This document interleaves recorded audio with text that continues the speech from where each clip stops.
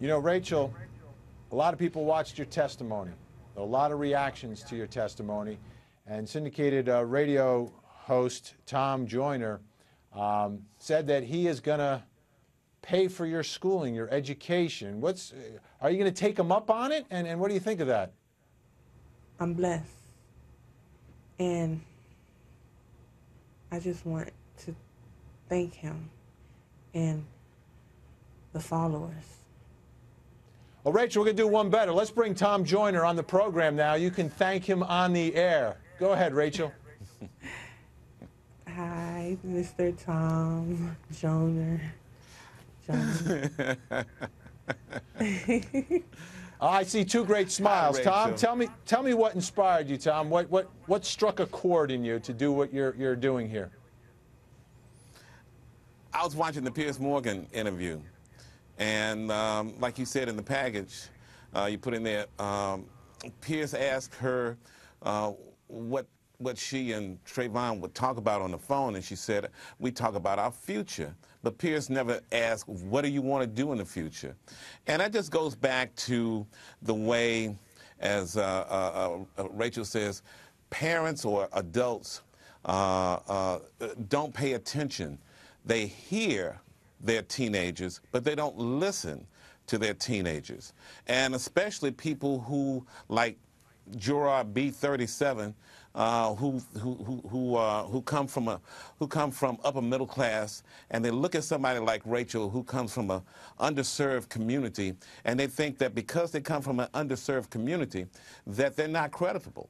And that's the farthest thing from the, as she says, that's ridiculous. Here's his best friend talking to him in the final few minutes of her life, and she thinks that this young lady is not creditable. And she says she couldn't understand her. Well, you can understand her if you listen, and no one was listening to her while the attorney was beating her up. And it just bothered me. It bothered me that Trayvon's gone, and here she is. She's got a future, and what is her future going to be? And so whatever her future is going to be, I want to help her. She's 19 years old. She hasn't graduated from high school yet. That's understandable. For the past year and a half, she's been dealing with this situation. And then what is she going to do after she graduates? What does she want to do? Well, you stand a better chance at success if you have a college education.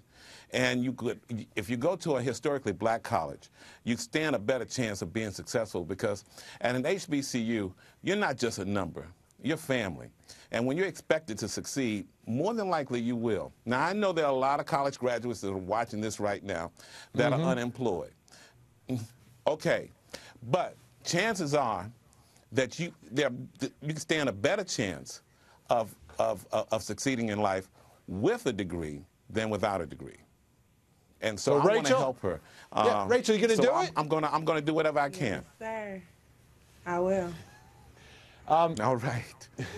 Rachel, what do you want to do in the future? Let's answer that question right now. What do you want to do in the future? To show everyone, my supporters, that I have a past, but I will deal it. I'm stronger. I have supporters. I have family. And I have my attorney who's behind my side every step of the way. And I just want to say thank you. Thank you. Thank you so much. And I'm blessed. And God bless you.